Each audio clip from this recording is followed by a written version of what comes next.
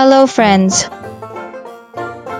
welcome to our channel. Don't forget to subscribe and like our videos. Today we are going to tell you a kid's story about a little monster who was very scared on his first day of school but later became a hero. So let's get started. Once upon a time there was a little monster who lived with his parents in a big mansion. This little monster was a bit different from other monsters because he had a heart of gold and was very kind. But unfortunately, he was also very timid and scared of everything. He would tremble with fear when he saw a spider or a cockroach and would cry for hours if he got hurt accidentally. One day his mom told him that he was old enough to go to school and start learning magic. She said it was time for him to grow up and be brave. The little monster wasn't very happy about this because he was scared of everything and he thought school would be scary too. When he looked out their window, he could see other kids playing and having fun, but he never joined them. On the first day of school, the little monster woke up early in the morning. He took a deep breath and tried to be brave.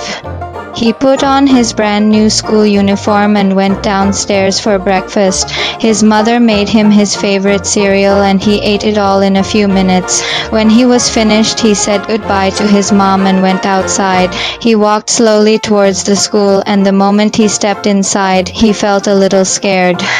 There were so many new faces around him. Some monsters were reading books, some were sitting at desks, and some were looking at strange plants. The little monster sat down at an empty desk, and just then a girl with bright red hair came up to him. She introduced herself and asked where he was from. He told her about his home and she told him about hers. They talked for a while until a tall monster with a long white beard approached them. It was their homeroom teacher. He told the students to take out their books and begin reading. The little monster opened his book and started reading about magical spells. Suddenly, a boy sitting behind him shouted, "Hey, you stink!" The little monster turned round and asked what he meant. "You're just a little baby. Why don't you go cry to your mommy?" He replied. The little monster felt tears coming to his eyes, but he blinked them away. He didn't want to make the other monsters think he was weak. Just then, the girl with red hair stood up. "That's enough, Trevor," she said. "Don't pick on someone smaller than you." Trevor just rolled his eyes and turned back to his book. After school, the little monster wanted to go home, but he knew his mother had told him to make new friends and not be scared of anyone. So he took a deep breath and walked over to where the girl was sitting. "I'm going home now," he said. "Do you want to come with me?" She asked. "I'd like that," he replied. They walked together until they reached his house. The girl introduced herself as Luna and then asked if she could see inside the mansion. The little monster nodded and opened the door. "Wow, it's so big and beautiful," Luna said as she looked around. "Thank you," he replied shyly. They played hide and seek and tag until it was time for Luna to go home. She said goodbye to him and promised to see him again tomorrow. The next day at school, the little monster was feeling much better. He wasn't as nervous as on the first day, and he was excited to see his friend Luna. When he arrived at school, he noticed that all the plants in the corner had wilted and dried up. He asked his teacher about it, and the teacher replied, "It's a mystery. All the water in the vases has turned to dust. It's so strange." The little monster knew he had to do something. He wasn't afraid anymore and wanted to help his classmates. He remembered that one of his favorite books had a chapter about reviving plants. He went to the library and searched through the dusty books until he found the right one. He brought it back to the classroom and began reading aloud.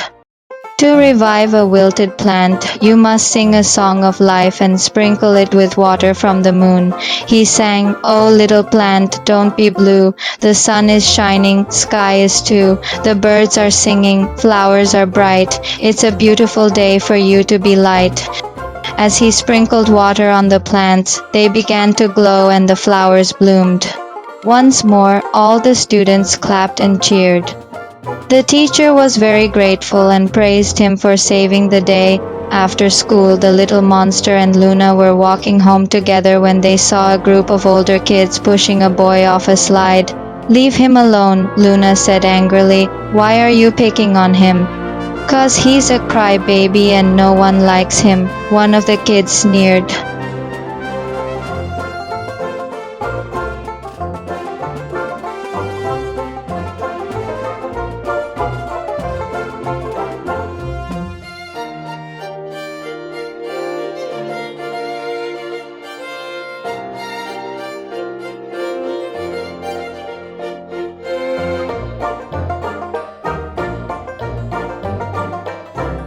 "You can't beat me," another kid said with a smirk. The little monster smiled. "We'll see about that," he replied. The kids ran to the hill as fast as they could. The little monster used all his strength to reach the top first. When he got there, he turned around and shouted, "I'm the king of this hill." The other kids were shocked. They couldn't believe that the little monster had beaten them.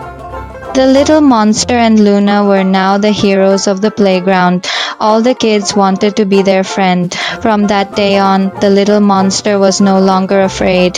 He had learned that being brave wasn't about being strong or bigger than everyone else. It was about doing what was right and protecting those who couldn't protect themselves. And even though he was still a little scared sometimes, he knew that he was also a hero. So friends, this was the story of the little monster. If you like this story, then hit the like button and comment below with your feedback. Also, don't forget to subscribe so that we can make you smarter and kinder, just like the little monster. In this story,